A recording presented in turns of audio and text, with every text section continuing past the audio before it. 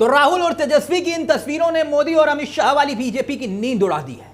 एक तरफ राहुल गांधी और दूसरी तरफ तेजस्वी यादव। इन तस्वीरों की कहानी है क्या और बंद कमरे में दोनों के बीच बातचीत क्या हुई, क्या कुछ तय हुआ है बिहार प्लान को लेकर, सब कुछ बताएंगे आपको। मगर उससे पहले यह जान लीजिए कि एनडीए के कुनबे में, यानी मोदी के शाह के कुनबे में एक बड़ी टूट हो चुकी है। ऐसी टूट कि मोदी और अमित शाह ने सोचा भी नहीं था। जिन सहयोगियों को 2014 से 2024 तक इसी बीजेपी ने कभी पूछा तक नहीं था, अब वही सहयोगी ना सिर्फ आंख दिखा रहे हैं बल्कि बीजेपी और नीतीश को बिहार में धोखेबाज बता रहे हैं।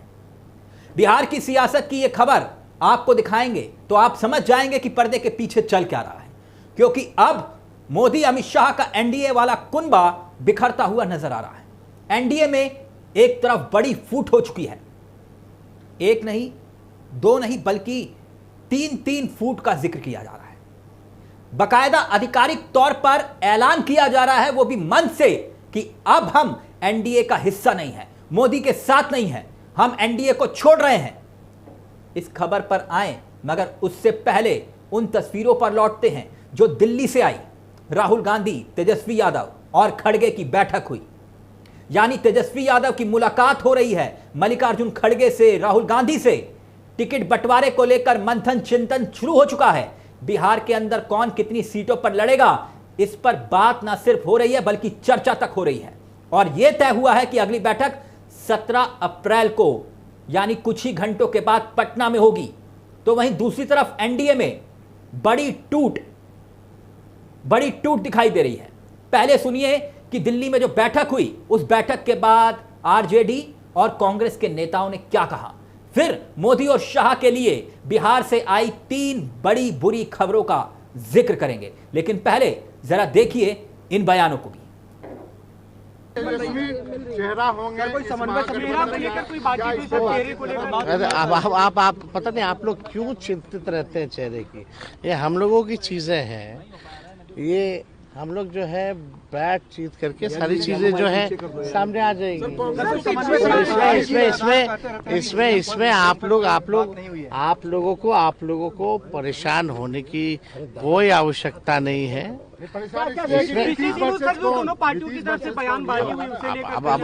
अरे नीतीश जी तो हाईजैक हो रखे हैं। वो अमित शाह जी कितने बार बोलते रहे हैं कि बस उनके नेतृत्व में चुनाव लड़ेंगे, लेकिन चुनाव के बाद ये नहीं बोला कि मुख्यमंत्री बनाएंगे के लिए।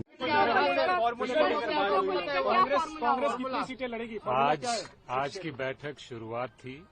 अगर सारी चीजें आज ही हो पाती तो हम आपको जरूर बताते।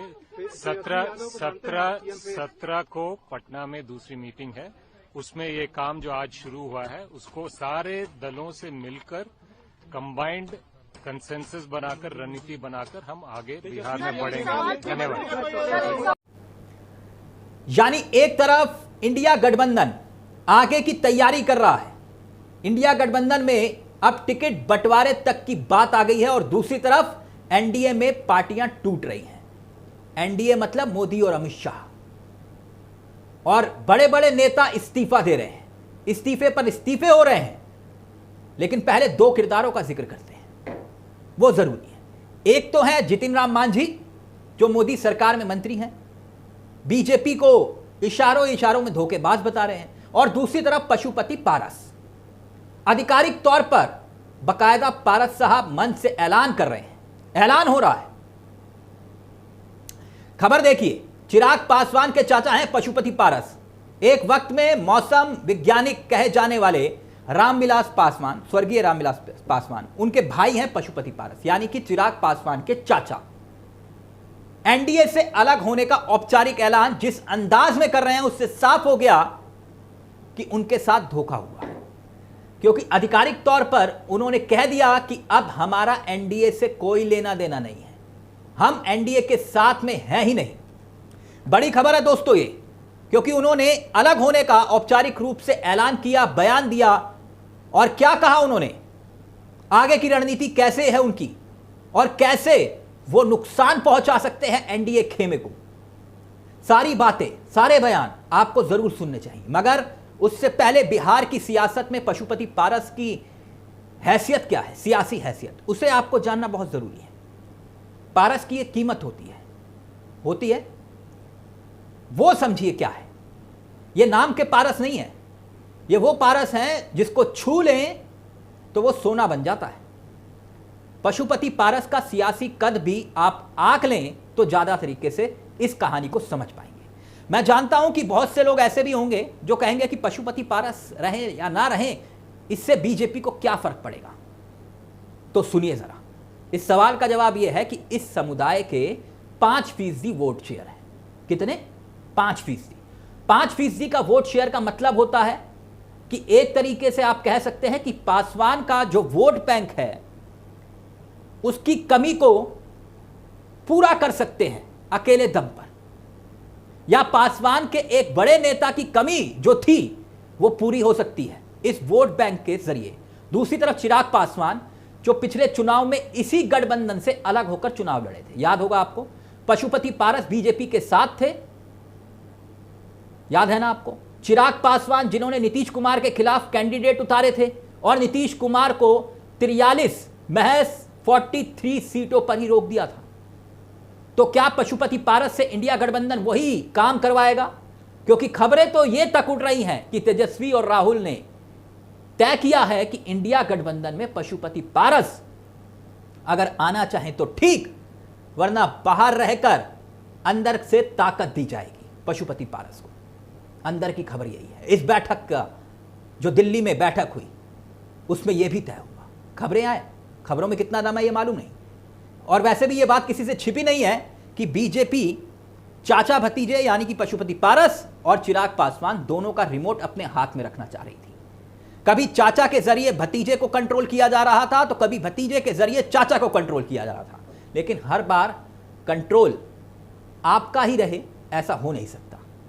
यह बात पशुपति पारस को समझ में आ गई थी, क्योंकि खबरें तो यह तक थी कि मोदी और शाह की ख्वाहिश थी कि पशुपति पारस को राज्यपाल बना दिया जाए। यकीन नहीं आपको आता? याद करिए वो अखबारों की हेडलाइंस जिसमें खबरें छप रही थी कि पशुपति पारस को राज्यपाल बनाया जा रहा है। खैर, पशुपति पारस को इसी बात का डर था कि बीजेपी कहीं चुनाव के बाद उन्हें दूध में पड़ी मक्खी की तरह ना निकाल दे, ना फेंक दे। यानी कि बीजेपी ने भतीजे चिराग को कंट्रोल में किया तो चाचा को साइडलाइन कर दिया।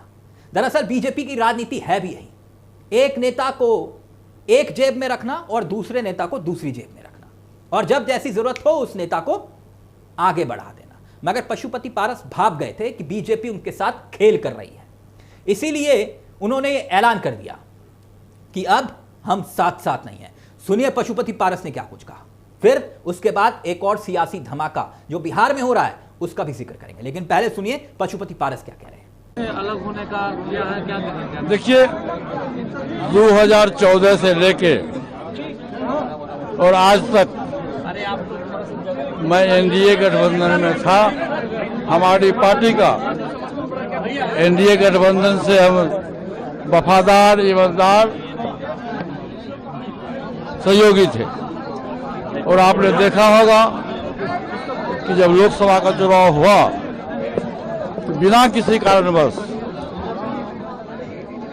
चूंकि हमारी पार्टी दलित की पार्टी है, इसलिए एनडीए गठबंधन के लोगों ने हमारी पार्टी के साथ नाइंसाफी किया। हमारी पार्टी ने फैसला लिया और हम लोग लोकसभा के चुनाव में एनडीए गठबंधन का साथ दिए। उसके 6 महीना 8 महीना बीतने के बाद जब कभी भी बिहार में एनडीए की बैठक हुई तो भाजपा के प्रदेश अध्यक्ष या जनता दल यू के प्रदेश अध्यक्ष का बयान आया कि हम 5 पांडव हैं बिहार में। उसमें हमारी पार्टी का नाम कहीं नहीं लिया गया और उन्हीं लोगों के द्वारा राष्ट्रीय लोक जनशक्ति पार्टी के साथ अन्याय किया गया। तो हमारी मजबूरी थी, क्योंकि राजनीति करने वाला आदमी कोई साधु का जमात नहीं होता है। अब देखिए, समझने वाली बात यह है कि क्या इंडिया गठबंधन लालू यादव उनको सीधी एंट्री करवाएंगे पशुपति पारस को, या फिर पिछले दरवाजे से मदद करेंगे। पिछली बार चिराग पासवान ने यही काम किया था। बीजेपी के लिए काम किया था और चिराग पासवान ने दलितों का वोट, पासवान जाति समुदाय का वोट खास तौर पर अपने साथ में लिया। नीतीश कुमार को सीधे तौर पर नुकसान हुआ।